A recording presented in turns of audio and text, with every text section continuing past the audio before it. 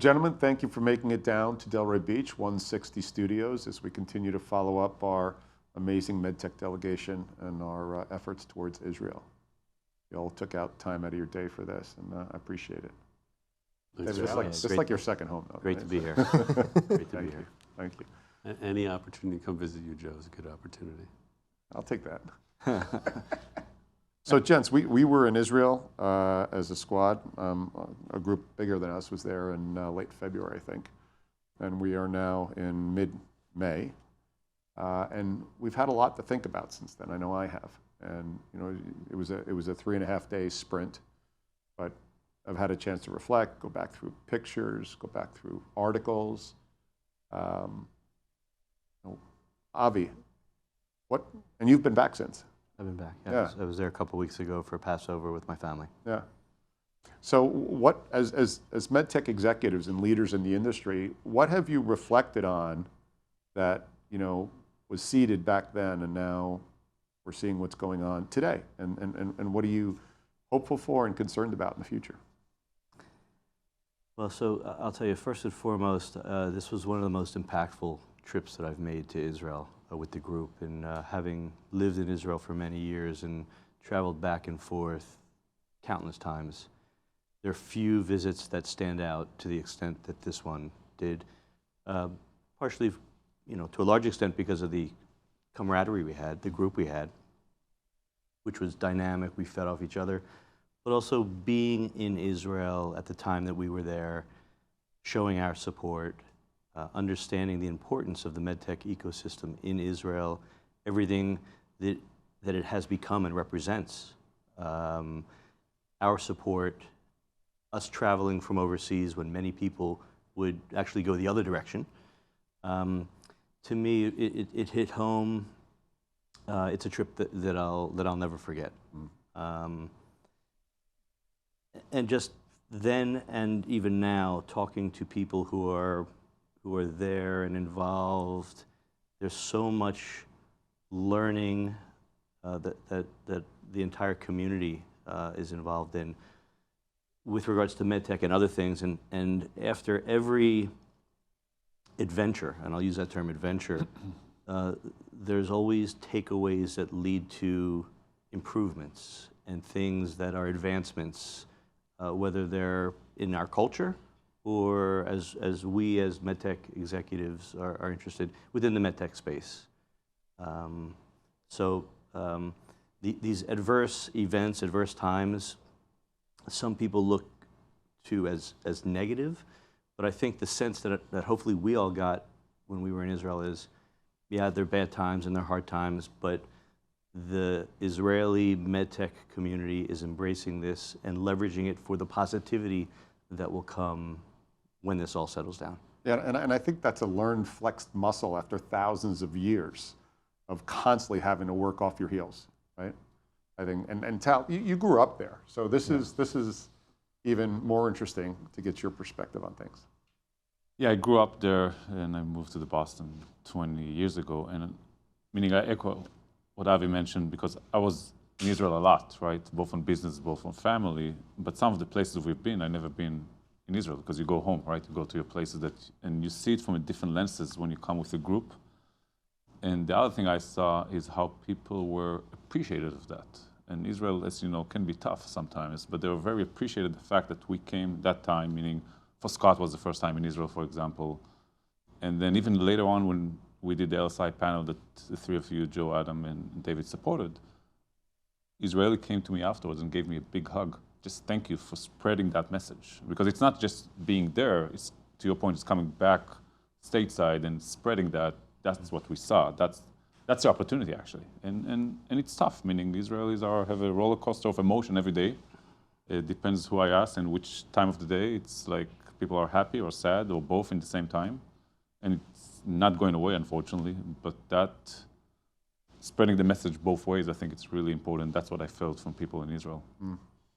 And Adam and David, both of you are in the investment community, VC world. What have you taken note of, brought back, and have sort of put on action items moving forward? Adam, you want to open up first? So I think since we went there, the noise became a lot louder, and the signal remains the same. And what I mean by that is the fundamental heart of Israel and innovation, it's not going anywhere. That's the core of that country. The noise and the confusion around facts and history and all that's gone up, and people have, I think, people have struggled to listen to each other a bit more since then. It's become a lot more divisive, thing.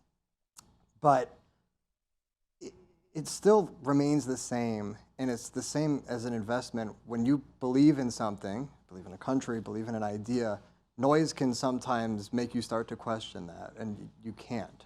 When you're sure of something and when you've made that commitment, So that's the way I feel about Israel. That's why I feel about investing in Israel, and just life in general. David? Yeah, I think our trip was a great trip, and I think the takeaway we all felt, one, we went there, and I think we were appreciated for showing up to a lot of Americans had come to provide volunteer support. We were there to represent our industry and to support our industry, and I think that was a special moment in time to be focused on innovation, the business of innovation, in a time of crisis in Israel. And so the take-home message was resilience. We talked a lot about that while we were over there. And I think sadly, that resilient message is still what we're living through, because I think we all were in Israel hoping maybe there would be some calming event. Events haven't calmed. In many ways, you argue they escalated, certainly with Iran getting involved. Hopefully that doesn't get worse, the college campus phenomena. But I think that, as the noise, and that's a great way of talking about it, has gotten louder. Frankly, I've talked to my Israeli friends about what the hell's happening in college campuses on America. The idea that, at the end of the day, Israel's not going anywhere. Israel's role for, as a country, its role in global events, and more importantly in our industry, is not going anywhere. It's just, I think, the takeaway that keeps me feeling positive that we will find a time after this where the dust will settle. And then for us in our industry, nothing really will change except to realize that this is an essential part of the ecosystem. For us, we continue to look at businesses and entrepreneurial businesses that have been built, are getting built in Israel. Actually, we talked about several this week in our deal reviews. I think Avi and I came back, and we have a lot of people in our organization that have personal and emotional ties, if not just professional ties to Israel. As committed as ever that we see the future of our business. We were talking about it on the way here, being more involved, ultimately having more engagement, being on the ground, because not just because it's Israel, because that's where the best technology is getting created. If we want to be involved in creating the best technology, which is what our company is committed to, we have to have more of a presence. So I think it's complicated. We'll talk more, but I feel even more passionate and more motivated. And that's part of the reason I'm glad to be here. That last point, though, is really important. Investing in Israel, it's not impact investing. We're not doing it because we're Jews or have family there. No, it's legitimately where the technology is coming from. It's where there's opportunity. It's where there's inefficient markets. And it's really important that people understand, yes, of course, we're Jewish. There's a connection there. But look at all of the technologies that have come out of there. It's clear there's something special going on there. It's an opportunity. And we're going to jump into that too. And I just want to get Jonathan's on that too. Yeah. Jonathan, leadership, CEO. You spend a lot of time in Israel, family in Israel, and you had a very moving situation while you were there. You took a little side trip yourself. So as you came back, what have you been thinking about? Yeah, as many people have asked me, inclusive of my children, having very direct conversations with them about what was going on, what we saw there. My response to them was always, it was the lowest of lows and the highest of highs. The lowest of lows, having seen much of the destruction that I witnessed when I was there. I've been to the concentration camps also, and I was impacted much more so than by this than I was visiting Eastern Europe. So seeing that, having talked to people, having talked to eyewitnesses on the ground was extremely impactful. But then also coming off of that and being together with this group, I've done a couple of things professionally in terms of business involvement in medtech in Israel, but it's always been looking at one individual company, or it's been talking to one individual investigator. But getting to step back and with this group being able to look at the entirety of the ecosystem of the over 7,000 startup companies that are there, of the 500 investors, of the fact that it's 48% of the exports and 18% of the GDP of the country, getting that sense of the vastness of it was really the most impactful thing for me. So coming back, trying to figure out how we could best take advantage of the fact that there's this unbelievable ecosystem over there. And in what I could do right now in terms of still developing individual relationships, as I did, I also went to visit a couple of physicians that are going to be using our technology pretty soon. We're going to install it in a couple of hospitals, but simultaneously being able to figure out how collectively together we could drive more investment towards the country, more collaboration, more partnership, more help in bringing technologies that they develop over there to the United States, which is their biggest end market. There is really what I'm striving for after this. Avi, you were going to ask, mention. Well, so two things. So those numbers are great, and so after we, you sent out those little statistics that we saw at Startup Nation Central, I actually just went on Google and I said, in the ranking of the world, where does Israel rank in population? So I think it's the 98th.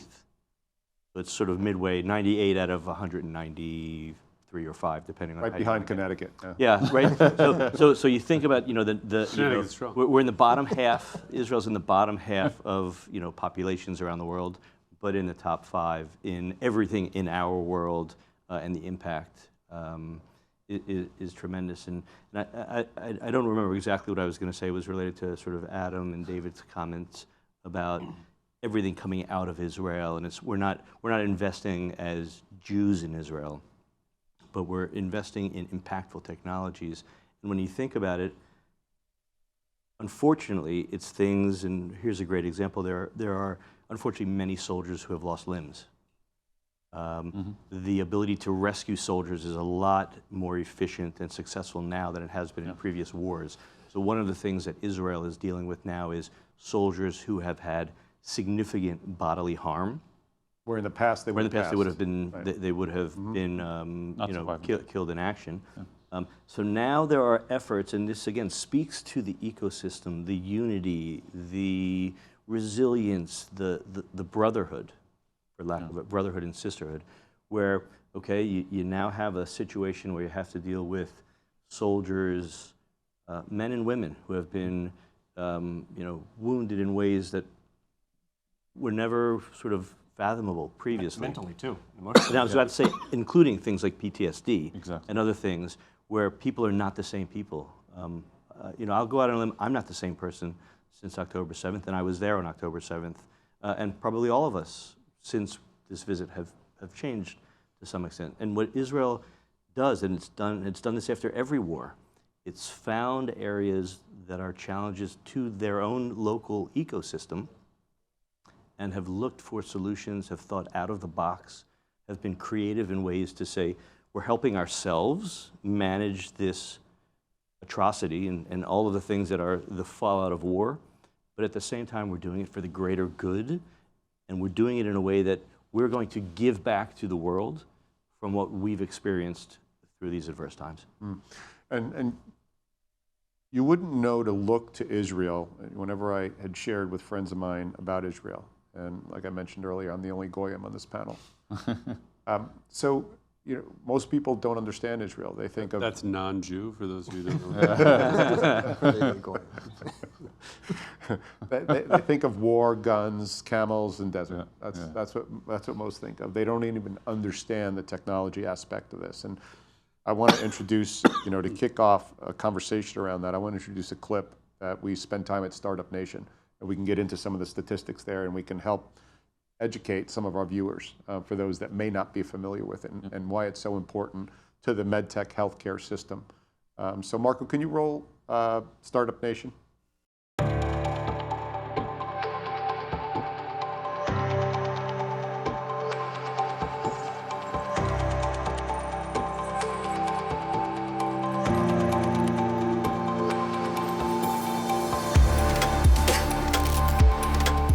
goal is to strengthen the Israeli local ecosystem by bringing investors, corporates, and governments from all over the world to do innovation, expose them to what Israel has to offer, and really create business opportunity based on that.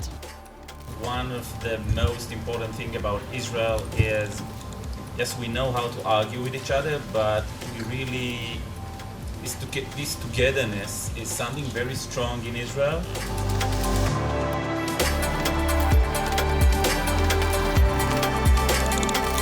We've been around for 10 years, inspired by the book Startup Nation.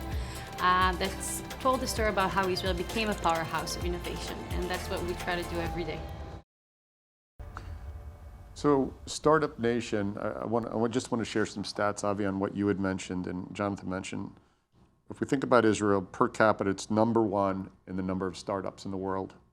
Per capita, #2 in venture capital investments in the world. #1 in R&D investments as percentage of GDP. #5 in the world, straight up, produces the unicorns. And #4 in the number of companies listed on NASDAQ, and a population of 10 million? So we're Medtech executives. And Tal, I know you're pretty plugged into the marriage of entrepreneurs, the state, the hospitals, and the payers, which is no relationship in the US. But in Israel, they have taken advantage of that to push technology forward, from funding, adoption, empowerment, move fast, create meaningful technologies. Yeah, meaning there's a lot of circles, right? If you do the Venn diagram, that all fits. And in the end of the day, I think it started from not afraid to fail. That's #1 for startup to me, right? And all VC investors know that you want to bet on the second entrepreneur, not on the first one, because he learned from his mistakes. And the other one, if you look in the US, it's the business school, right? That's where people get that connection and network. In Israel, it's high school and the army. And they stay together, not college, not university. There are no dorms. By the way, I was shocked when I came to the US that all these movies are actually reality here. Well, let's go back before you go forward, for those that don't understand. High school and the army. So you finish 18, you enlist to the army. So it's mandatory. Majority goes to the army, men and women, for between 2 and 3 years. And there's no status there. You're a millionaire's, billionaire's son. Yeah. You're coming from a low-income family. Yeah. Your peers the whole time. Your peers, there's like any other place there are, right? Depends where you go. Go ahead. No, I was just going to say, because I also Yeah. spent time in high school there, as opposed to here, where everybody's gunning for the top 10 school to go to. In Israel, everybody's gunning for, I want to be in the most elite combat unit. Navy Or I want to SEAL. be in, it's all focused on how am I going to be a rock star when I graduate high school and enter the mandatory military service. Mm-hmm. And so how does that drive the entrepreneurial spirit and then the investment community? So, again, not going too much into the army and all that, there's especially in the army that look in intelligence, all this cyber industry in Israel, which is not medtech right now, but all because people are studying to protect from cybers. But I think in the end, the way I see that, Israel realized the #1 resource we have is human resource, human nature, right? And the human brain. So how do we adapt? How do we change? And how do we challenge the status quo? Sometimes people here will say, it's like in the movie, they argue all the time. But that's kind of the culture, right? You challenge everything. You challenge whether it's your superior in the army, or your commander in the army, or your CEO. I was a CEO in Israel. I remember it was difficult at times. It's like, but they challenge all the time, for good and for worse. So I think that mindset, together with always finding the half-full glass. And Startup Nation, to me, it's not just about startups, how Israel will survive all the time. It's always finding every crisis, what do I do? Like Avi mentioned, LIMB or PTSD that John mentioned, there's a lot of companies right now using VR for PTSD. And not just for soldiers, for people that came from the south of Israel. So how do you use that? To me, that's the biggest driver. So it's not just the ecosystem. On top of that, to your point, there's IDN that are consolidate with all the medical records are categorized, all searchable, so you can learn from that. But that's, to me, the key. David, when we were at Startup Nation, you especially were engaged in a conversation about the investment, the non-dilutive investing, the way the government will write a check. And you really had locked on some of that. a passion of mine is how we mobilize financial resources to do aspirational work. That's what we do in terms of being innovators. We're not looking to drive growth if something exists. We're looking to create something that doesn't exist and then see that realized. And I think Israel, part of what feeds this innovation ecosystem in Israel, it's layers and layers. Financial innovation. How do we make our capital go further? How do we get leverage of that capital from outside of the country? And I think when something works, they don't rest. What we learned at Startup Nation that day when we heard from the innovation authorities. We've done this, it's worked, it's had this effect. Now we're on to this program. And just when the rest of us in the US are just digesting the first program, going, oh, how do we do some of that? How do we get leverage capital for seed stage or incubator ideas? They're on to how do we mobilize B rounds and C rounds and have more impact. And so I think that I'm shifting gears from listening to this conversation and this phrase in my head going like when Nietzsche wrote, "That which does not kill us makes us stronger." I think he was specifically writing about the Jews. Maybe, maybe not, but it's a story of why is Israel innovating in terms of mobilizing capital for innovation? It's layers of dealing with how do we survive and thrive and how do we have an impact that goes way beyond our small numbers. All right, this is Jewish people, certainly the nation of Israel. You're talking about military service. Let's make sure no one watching this misconstrues the idea that military service is because of a lot of what's written today about Israel being the aggressor. No, here's a country that was born out of the adversity of a whole people who at time after time after time has had to fight for its very survival and is doing it again.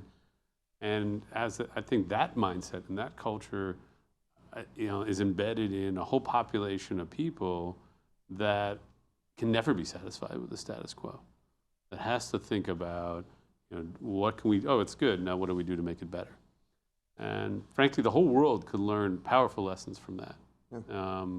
Certainly any organization can learn powerful lessons, from that. And it's, I have a lot of opinions about how it's sad that a lot of it's misconstrued and misunderstood.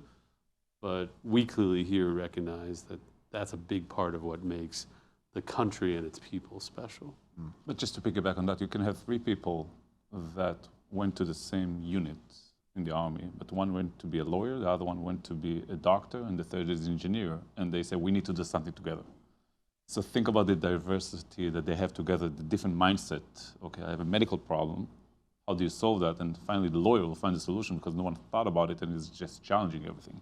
You don't have that in other ecosystems, in my opinion. Yeah, that's why there's no search firms in Israel, because No, they're all everybody using knows you. everybody. They're all using you. That's a problem.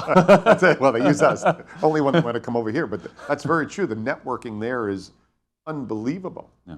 And I think that's what leads to the constant pushing forward of why not? Why not? Why not? Adam, you were also, because you and David looked at it through that kind of lens of financing and empowerment and how do we get the dry powder or the fuel for the technologies. What did you walk away with from Startup Nation?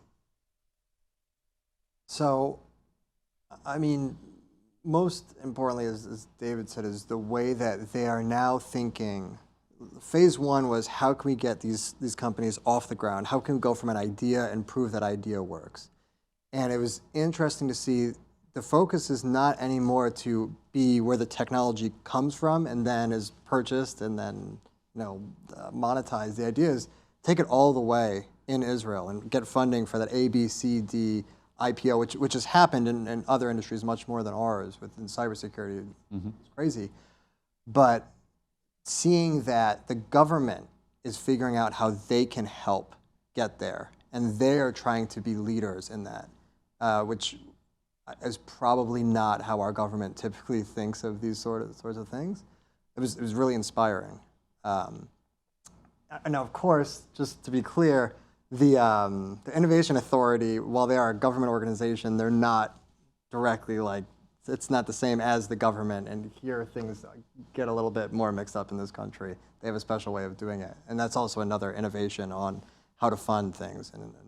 But back to it, their idea to have this vision of how to fund later stage companies and take leadership on how to provide non-dilutive funding to get there is inspiring and important.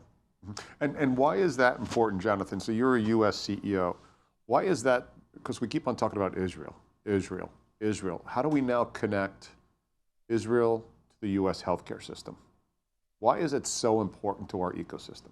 So that was the exact question that I asked when we were at Startup Nation there, which was the mentality of what I had perceived before, which was, okay, we're going to build it in Israel for Israel initially, and then there's going to be this everlasting struggle of how do we get the technology out of the country because the main market is in the United States.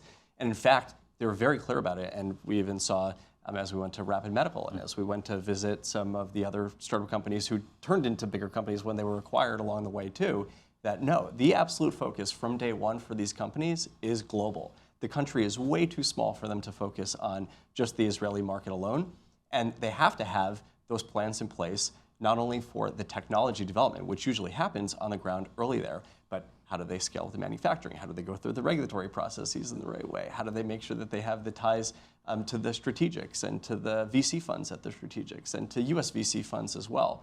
So, from my perspective, my eyes were opened in terms of their outward look and that portal that they need to take. It's not perfect yet.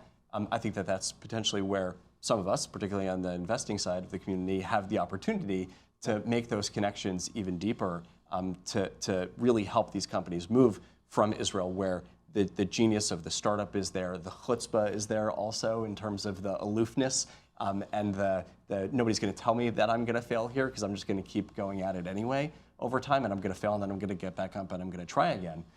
So it's that going forward mentality there that they're always looking, but then we could help them bring those technologies over outwards and help them through those processes to be successful. And like Adam said, to take it all the way through to the end now, like Rapid Medical, which we visited, is manufacturing the product there, and they're global. They're selling it in Europe and the United States, and they've kept it going there. They've started up a sales team in the United States, but the core of the technology innovation they've maintained there.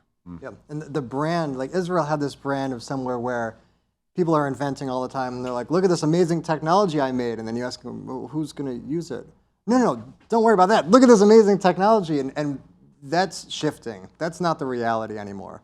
Other industries have moved faster than Medtech, but it's well on its way to being a country that takes companies all the way, commercialization. Avi, MD, Chief Medical Officer of a major strategic, now on the venture capital side.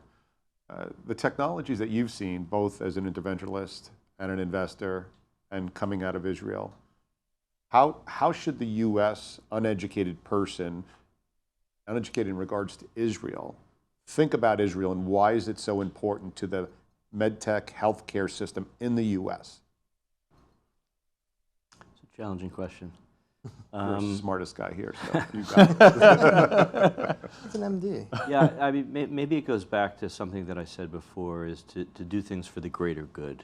And, we've been talking about the small, population of Israel. You can't develop a technology with a narrow focus on, oh, I'm going to have this technology for 10 million people. And so it's thinking more broad. I think everything we've been talking about is the challenging of normalcy or convention. It's thinking out of the box. It's being creative. That's the Israeli mindset, and it's not just in medtech. It's in many other things, right? Food right now. Some of the hottest chefs are Israeli chefs. They're doing creative things. It's outside of medtech. They're making meat. They're right. We actually saw that at the Paris Center for Peace and Innovation. Right, they're 3D printing meat. So they're thinking broad. They're thinking global. They're thinking impactful. I just went back and visited the Paris Center again because the first visit was so impactful to me. I wanted to bring my family when we were just there, and I learned things. For example, Israel has developed some technology that can detect a single larva of some beetle that destroys palm trees. Have they kept that technology to themselves? No, they haven't. They've shared it with their neighbors, and they've shared it broadly across the world because that's the Jewish, the Israeli approach is to help, to do things for the greater good of the world and for people and for God's creations. Maybe it seems elemental, but that's how I would think, the average uneducated sort of consumer who wants to know about the Israel Medtech system. Israel's medical technology is addressing fundamental problems that exist within medicine in unique and creative ways, with really the eye and the focus on helping the global population of people around the world. I would say it's also the translational focus of it too. Like in the US, we have such a strong basic science infrastructure over here with however many billions are spent via the NIH and NHLBI and everything a year. Everything over there is a product, right? If it's not productized, it doesn't get access to funding nearly as much. So it's that focus on making something out of it, on building something, building, not tearing things down. That's really what I think has driven them forward. And Joe, the last thing I'll say about this US-Israel, because I did the opposite, right? I moved from Israel to the US, but a lot of Israelis are going to the US, whether they're physician doing postdoc fellowship here and then going back to Israel, or people like Ronen, who is the CEO of Rapid Medical, a good friend, MBA in Berkeley, and then went back to start and manage Rapid Medical. So you see that cross between the US, understanding what the US, there's some flaws, they don't know exactly because they don't suffer like us, the healthcare system here, and going to the PCP and what's the challenges of that, but they're coming back to Israel. Whether it's a physician that did fellowship at MGH and went back and now is doing procedure at Israel, so, okay, I know how they're trained there. The practice is not the same. Meaning, theoretically it's the same, but it's not the same. The US has the luxury of having much more manpower, and you can have a lot of staff. In Israel, it's not. The physician actually doing all of it himself. So things like that, when you come back and learn and say, all right, how can I apply what I learned there, adjust, and see what the gaps are, that's what the connection between the US and Israel specifically is so strong. You both mentioned the Perez Center. Let's cut to that, because that was an amazing experience, and maybe we'll share with the audience the details around that.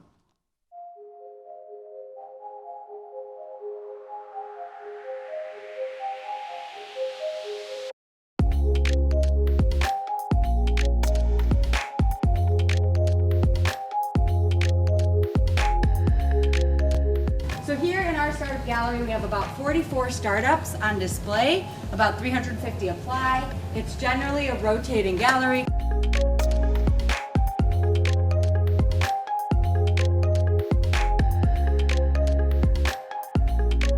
Globally, 2% of startups survive after 5 years, and in Israel, 4% of startups survive. Twice the likelihood of success in Israel.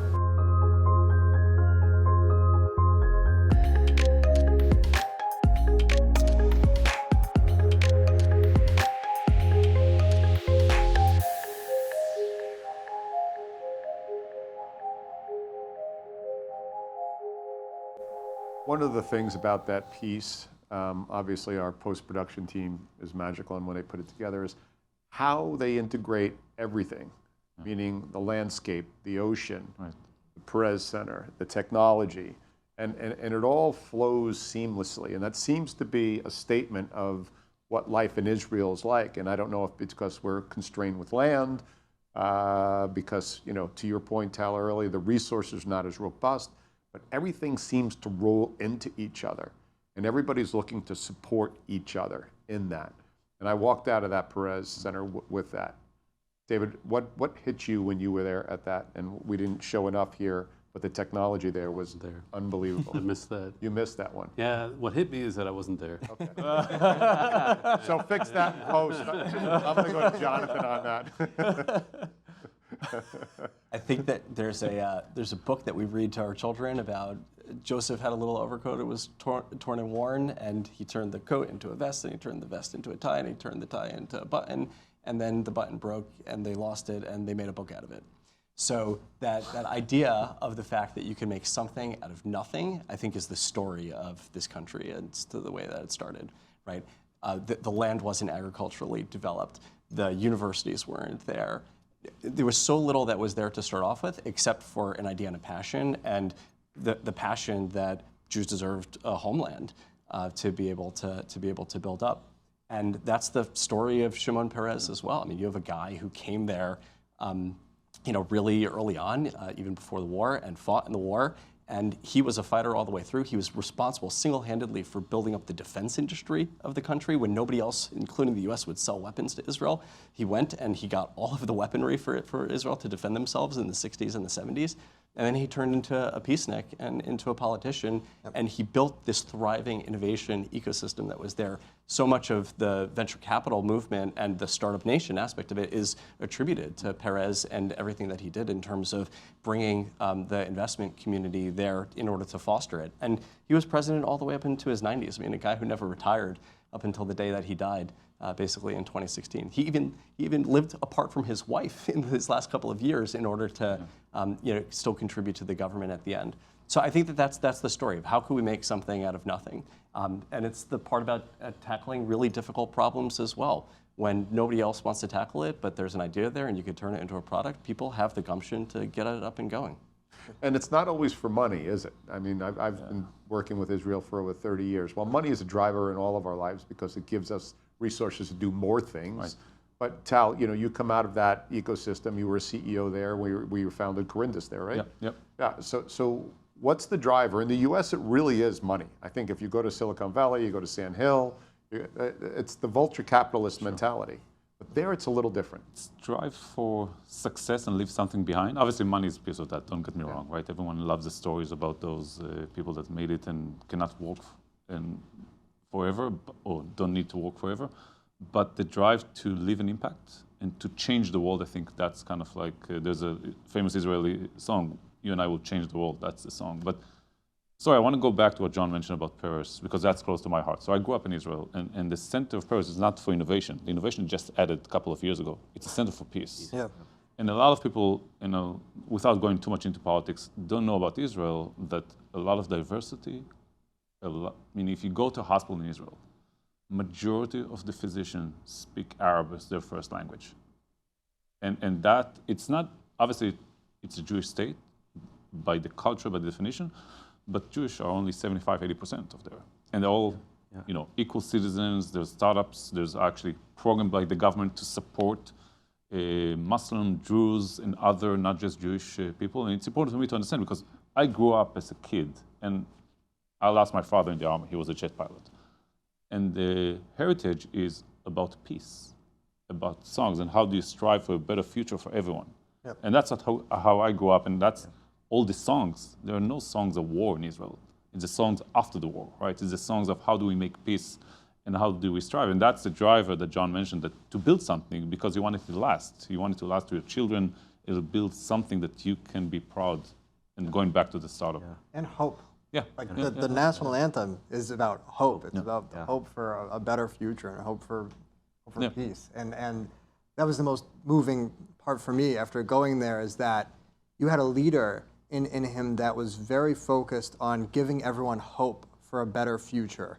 And I think that's a really important piece of the Israeli identity, is innovation is important, but why are we really doing it? Because we all are hoping and working towards a better, peaceful future, better lives for everyone.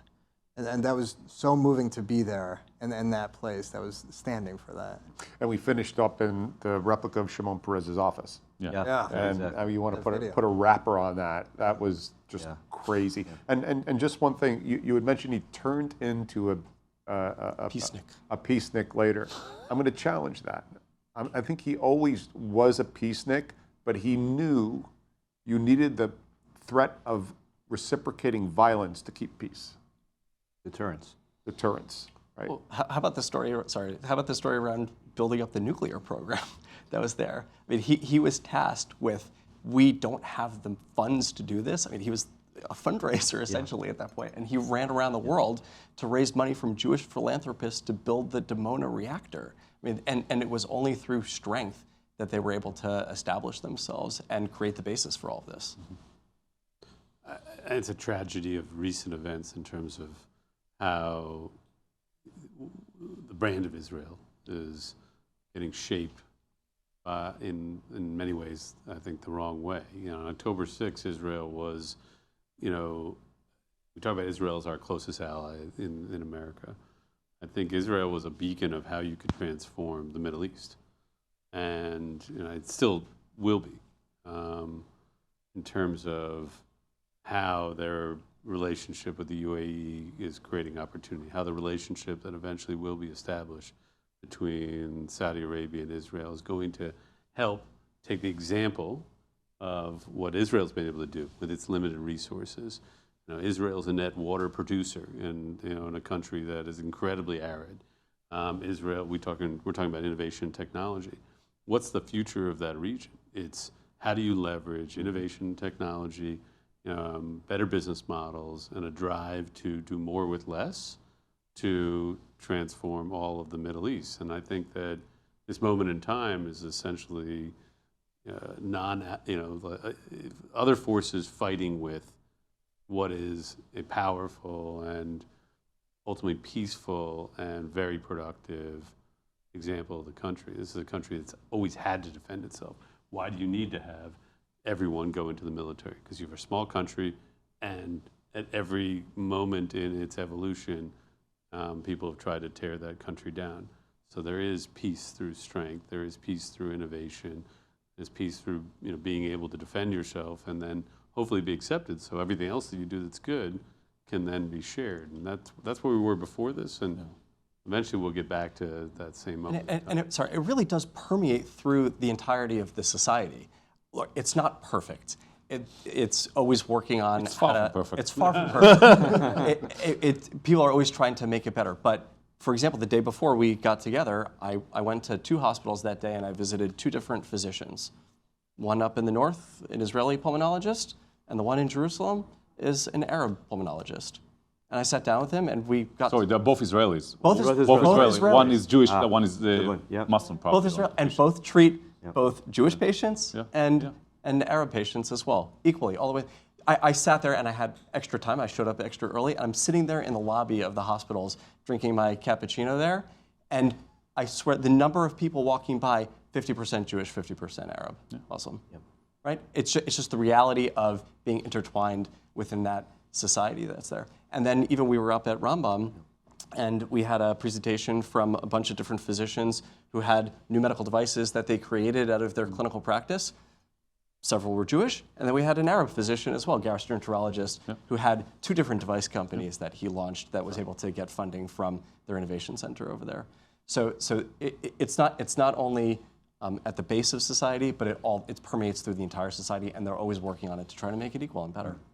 You mentioned Rambam, so that one was, as an engineer, an architectural genius to me, what Rafi and the team did there. Well, let's cut to the Rambam for a second, and we'll come back with the conversation.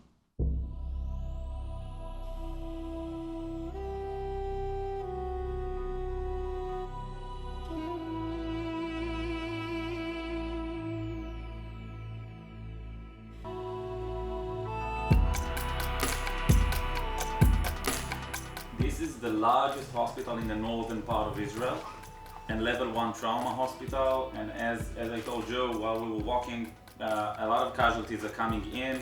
They have a helipad, and so whenever there's tense situation, mainly in the north, casualties would come here.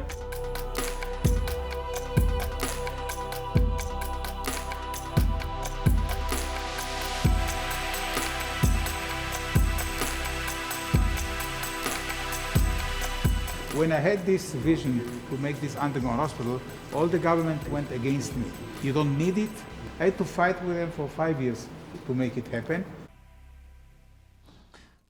Sorry, I don't know if you noticed, all the signs there are Hebrew, English, Arabic. So Arabic is an official language, and you have to put it on all signs. So you can see that in the movie. Every sign that was there, there's all these 3 languages there, and people don't know about it. Well, and then Haifa is a mixed city. I grew up in Haifa. Haifa as a city is a mixed city where it's not just Israeli Jews, it's Israeli Arabs, and they live happily ever after, right, for decades. Rambam. So as you saw those last couple minutes there, a couple seconds, you could look at it and go, that's kind of a different looking hospital. So who wants to give the presentation on... You were there, so you could do that. Here I was there. This one I was very... That's all yours. So Avi, what do you think about it? Well, I think it's important to put it in context. Yeah. You're talking about being, about 100 feet underground.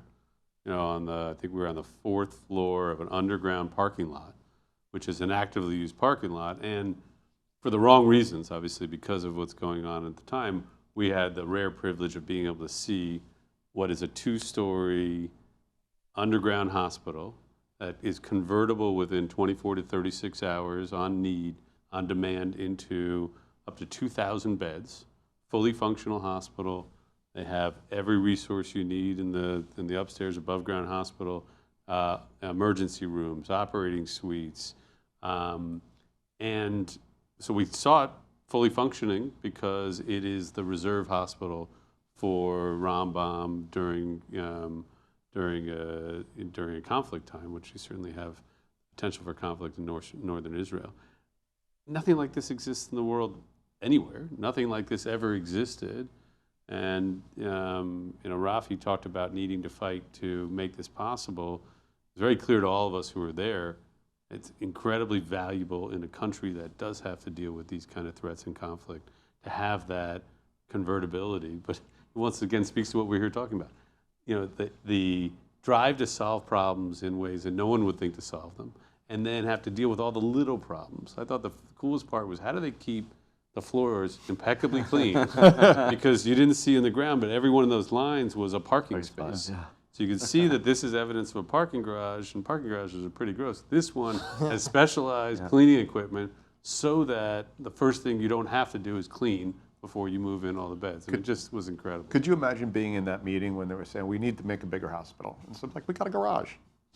That's incredible. I mean, think about that. And again, the specificity of ORs, full beds, for them to be able to turn that, what was it, 36 hours to turn that over? Yeah, the whole thing. The whole thing over in 36. Special air filtration, just in case, chemicals and other biologic warfare. I mean, it was massive so, doors too, yeah, right? I mean, Steel it's doors. so well thought out and planned, unfortunately out of need. Mm-hmm. Well, my favorite part was that we got on the bus in the morning, we drove the hour and a half or so up there, and you're driving along and you see Microsoft and Google and Yahoo and all the companies on the right side there, and then the sea is on the left side, and then you finally get into town, and we're walking from having a nice meeting over towards seeing that underground hospital, and I wanted to point out to Scott how close we were to the Lebanon border. We're only you're only 25 kilometers or so.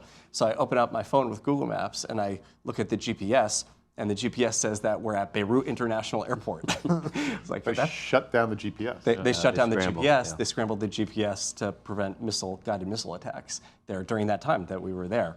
But it's that threat from the missiles is the reason why they have to do it in the first place. So the ingenuity of coming up with the idea of yeah, okay, so we understand the reality that we're going to have to live with this for a long time, quite unfortunately. So let's just build a hospital underground. Well, I thought Rafi's a personal hero. I mean, the guy is just a living legend and just an extraordinary human being. But his story that he told us of why was this, a passion project for him, is because he told the story of doing a cardiac cath, dealing with a patient on the table while I think this was 2006, the Lebanon War, and while there were rockets being fired right at the hospital, and sending his whole team down to their shelter, and him staying with the patient, because what else were they going to do? High-risk PCI. That's right. He said he's the ultimate high-risk PCI. Yeah, that's a whole nother definition of high-risk PCI. And so, but once again, only people like him, like you talked about Shimon, this country is built by extraordinary people who do extraordinary things, and this is an extraordinary man. So let's go to, we're talking about extraordinary leadership, and we've got CEOs sitting in here, and there was right after you mentioned October 6th, October 7th, October 8th, I was on the phone. I had 3 startups out of Israel I was dealing with, and we were getting ready to make offers to individuals. And the executive assistant to one of them said, we're going to have to put that offer off. He left last night to go to the front to fight. So the number of CEOs that in the first 90 days or so especially just said, no, I've got something bigger I have to do. I'm going to put my Medtech company on hold. Everybody's just going to have to understand. And everybody in Israel understood. On the outside, I can tell you the number of people just scratched their head and couldn't quite process that. And so let's go to Wartime CEO and let's have a discussion about this program and how unbelievable it is.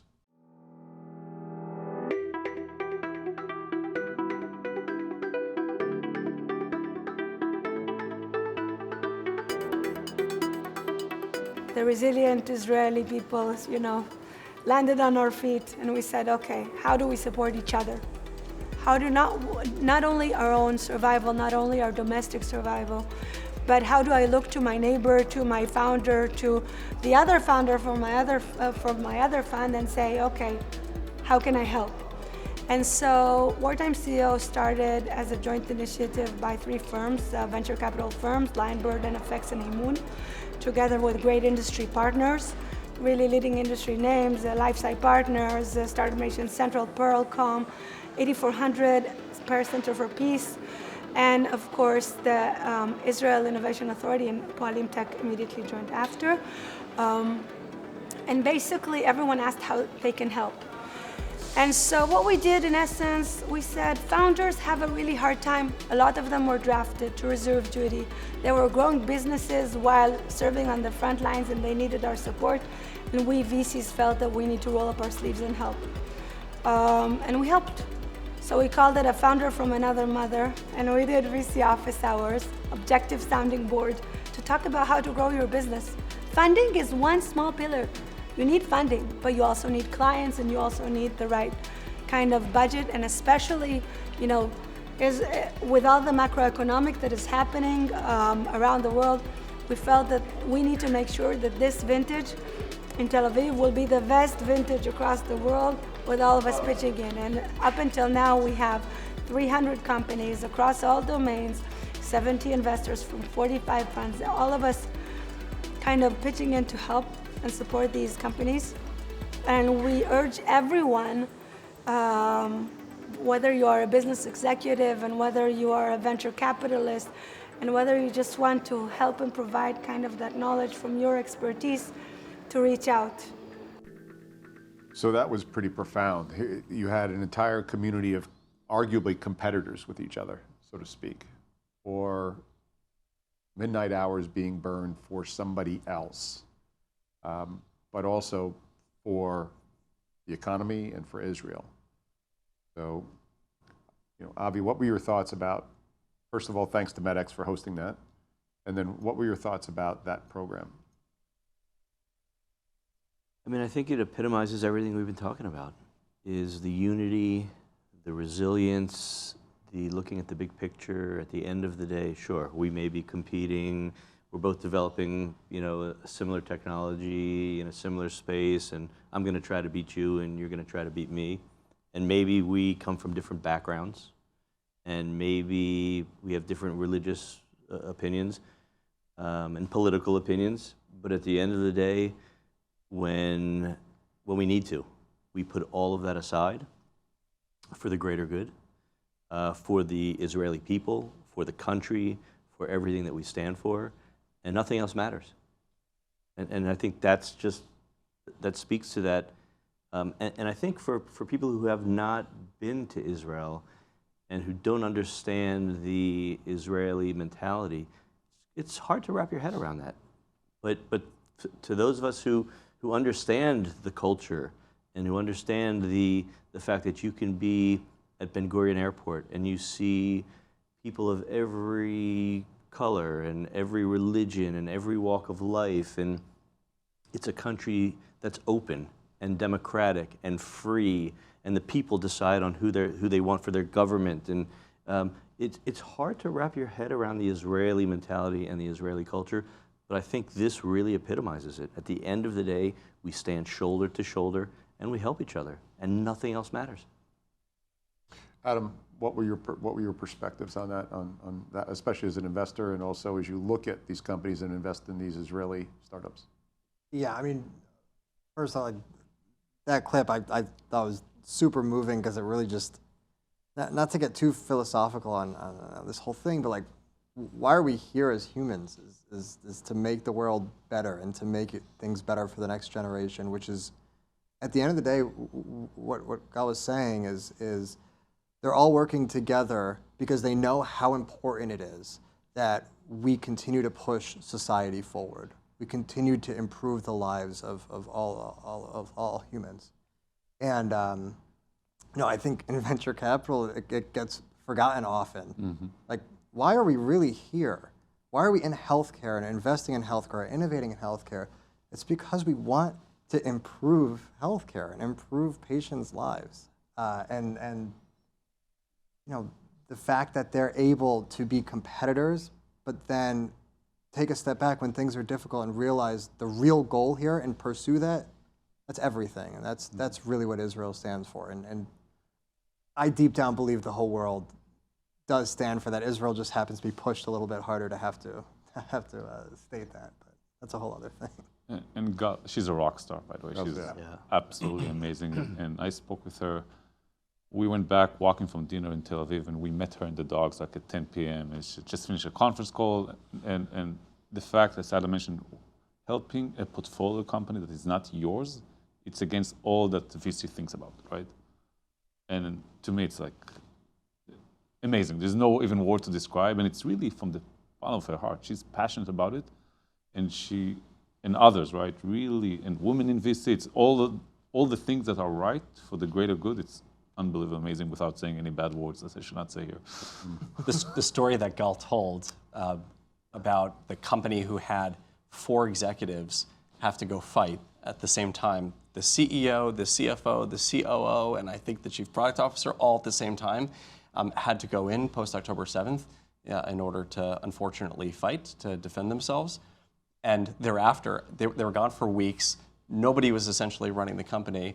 And I think she said, the chief product officer was the first one to turn up and said, "Oh, I'm the CEO now. Give me access to the bank accounts and let me start spending money," right? So but that's the mentality of like, whoever's here is gonna step up and start doing it. And power to her. Gal hit me up afterwards, and I've gotten involved in the Wartime CEO program myself too now. She connected me with 2 startup companies in Israel, and it's so unbelievably refreshing to show up there as well. Not to say, how am I going to be critical of this guy, or how am I going to figure out how he should use his money better, or whatever else, but it's just to say, let me know how I could help you. One company needed access to a regulatory advisor in the United States who we're in the process of hooking him up with, and the other one needs to understand product market fit a little bit more. And just having those very honest conversations. We set up a half-hour Zoom, and I was on for an hour and a half with them just because I want to get to the bottom of what do you really need. I'm not trying to be critical here, but how could I help you? But it's an example of how do we all want to live. That's sort of where you were going. You talk about institutional knowledge. Israel, in this context, is leveraging, an entire country and, frankly, extended relationships knowledge to be able to solve problems. How do we all want to live? We will live in a place that essentially is getting better. The people want to make it better. That we want to solve problems, and so that can be done. There's healthy competition. There's nothing wrong with that. I think you're a big believer in that. But you want to be able to put that aside. And I don't know. I love the opportunity when someone comes to me for help. I try and make the time. Often I find myself putting too much time into that because it's attractive to help. I think that this is another example of why we're on this topic, because I think Israel, as a place, as a people, with plenty of things to argue over, plenty of things to disagree over, still is able to be unified, and we want to build a better country, that has a better quality of life, all things you were talking about, and frankly, that's how we should judge countries in general. That's the standard we should look at, countries around the world. Are you building a better place? Are you building a better world, or not? And that maybe is. Use that lens, I think it would be very clear who our allies are and where we need to be careful. Yeah. And in the business world, and just as human beings, is that your goal as a human? Or are you trying to make a ton of money and buy whatever you can, or are you trying to build something better and make lives better?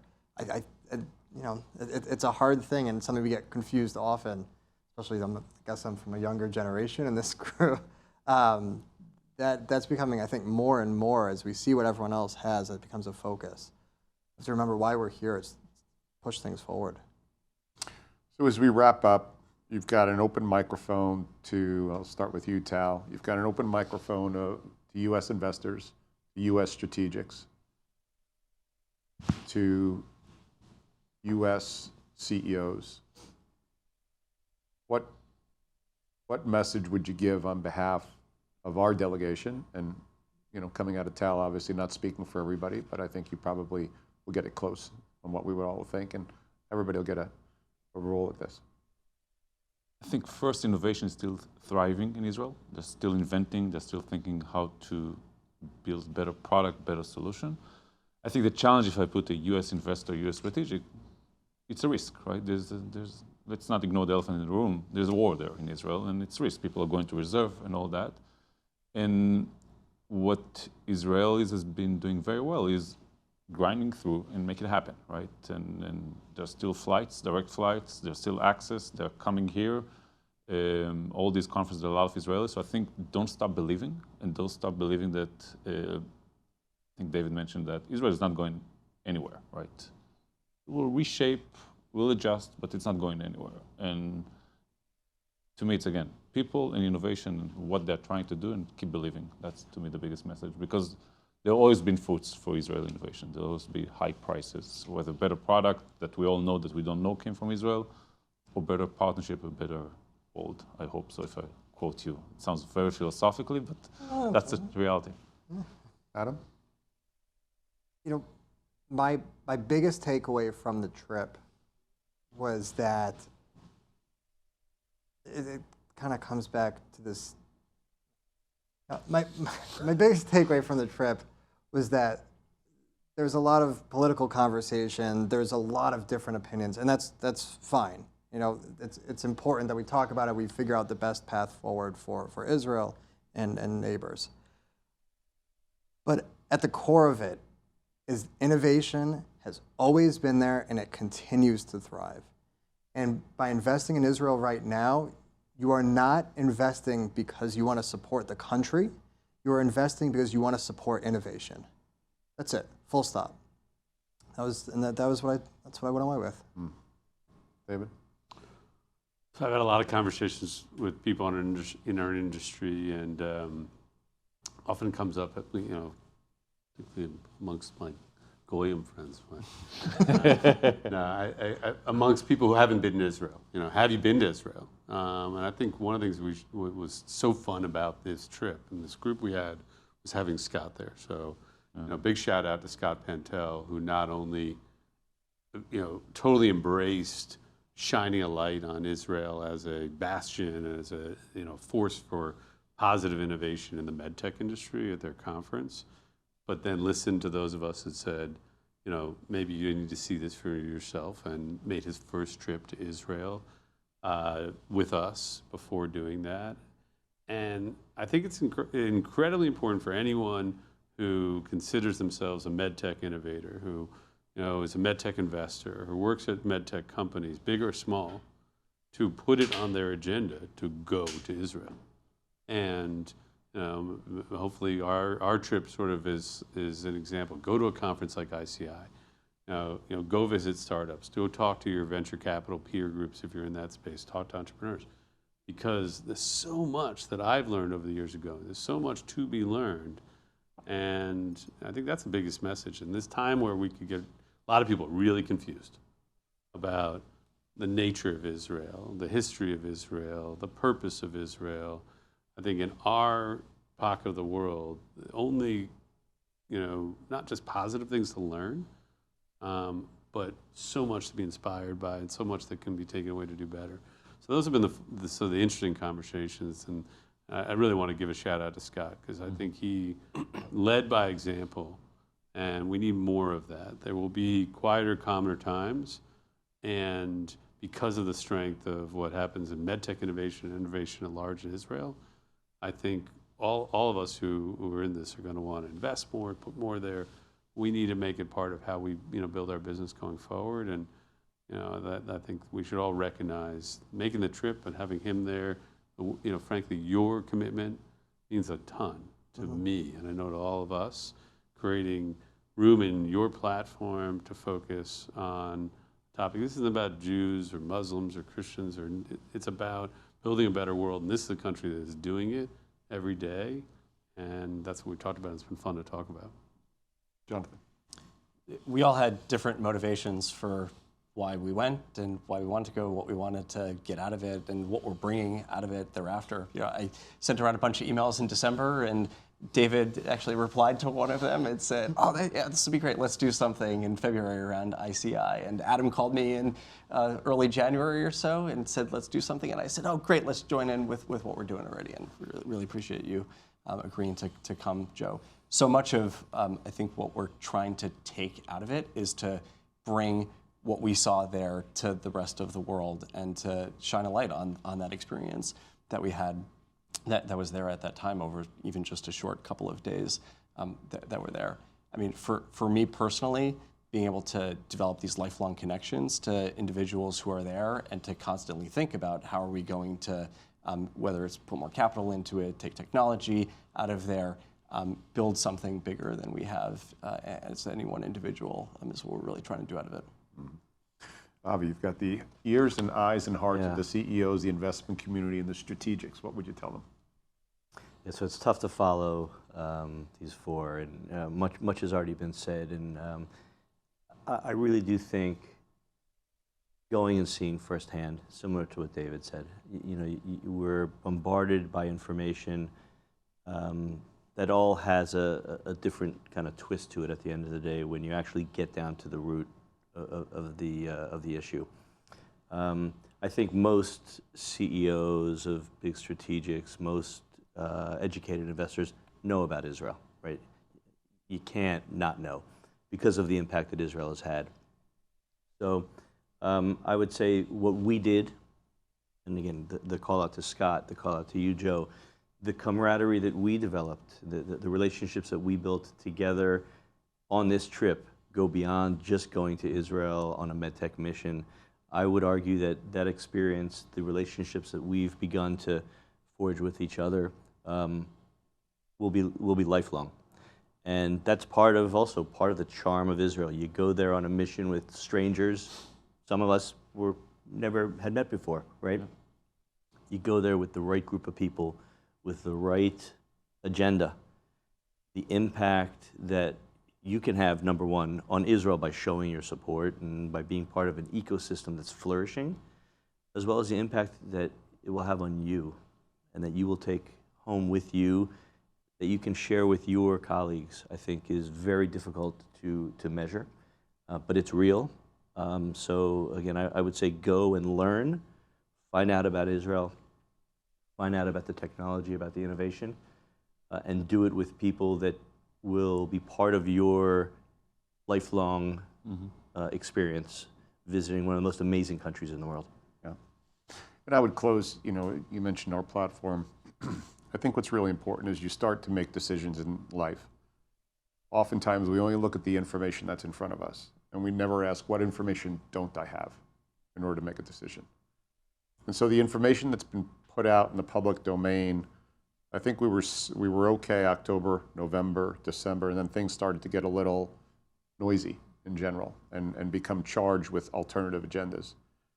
I would say one of my motivations is always to give you the information you probably don't have, because some people don't want to put that in front of you. And making decisions on an evidence-based outcome, not pure feelings or stoked, ill-intended sets of data that come to you. You mentioned, Avi, most of the Medtech executives know Israel, but do they know it with the fidelity that we just shared over these last 60 minutes? Probably not. And so as you make your decisions on your investments, as you make your decisions on your partners, as you make your decisions on your acquisitions, look for the information that you don't have. And that's what this platform's about. So gents, again, thank you so much for taking time out of your busy schedules and including me in this delegation. I really appreciate it. Thanks for coming. Thanks, Joe. Yeah, thank you, Joe. Thanks. I'm Joe Mullings from 160 Studios, Israel, the US, and Medtech. Be well.